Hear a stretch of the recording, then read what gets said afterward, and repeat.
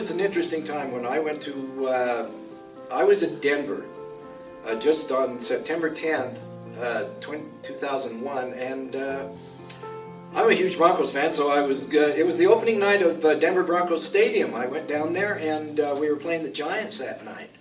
And so it was a huge event for us. I even remembered everything that happened.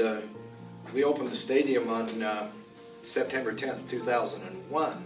And so, you know, we won the Giants, which was good. I remember that was when Ed McCaffrey actually got hurt that night on a season-ending injury. And so I'm ready to go leave the hotel on September 11th, early that morning, and go back to Salt Lake City.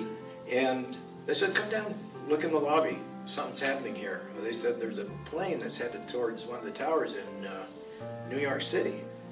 And we're just glued. Everybody in the lobby is just going, wow, is this pilot error? What's going on here? You know, it was very confusing. And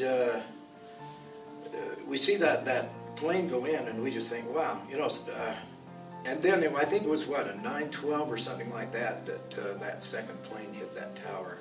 Immediately chaos in that hotel lobby. There was, everybody was on cell phones. People had friends, family, everybody they, knew in New York. And we just said, oh, you know, that's got to be something. That's terrorist attack or something like that.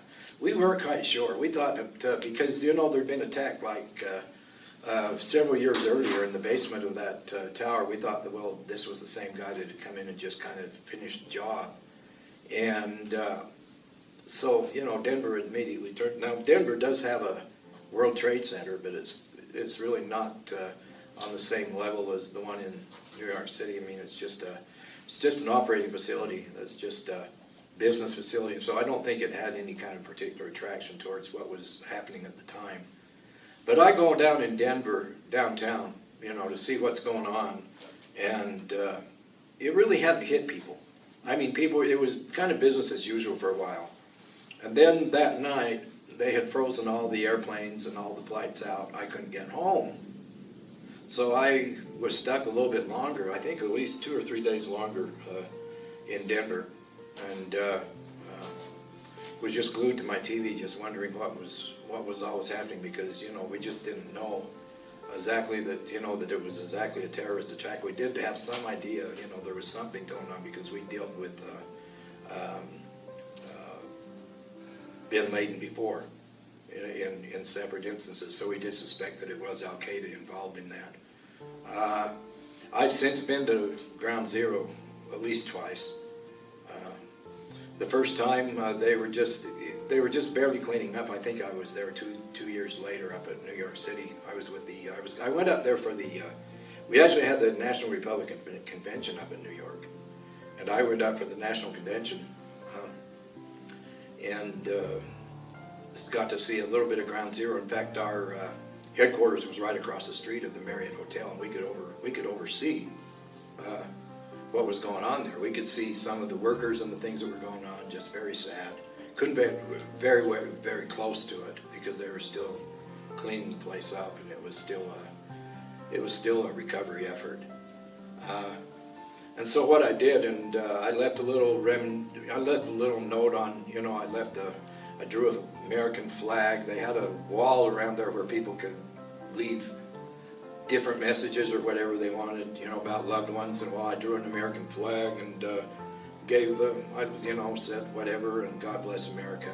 And then I went back, I think a few years later, and I noticed they had blackened over the entire memorial wall with paint. And I felt very sad that they had taken everybody's sentiments and just basically just... But there was no way they could keep it anyway, because it was just a temporary wall, and they wanted to put that memorial up there. So, you know, basically that's my experience with what I went through with 9/11. I really didn't have anybody I knew that was up there. But the feeling of, you know, it changed America forever. It's just unbelievable with the amount of patriotism we saw. You know, flags in every window. And, you know, united for that short period of time, I just wish that it could just stay that way. Somebody said that they haven't seen that kind of unity in the country since Pearl Harbor in 1941. When we were brought together and that kind of thing. And anyway, God bless America. It was a great. I can't say it's a great experience. It was a experience I'll always remember. And that's kind of my story as far as where I was.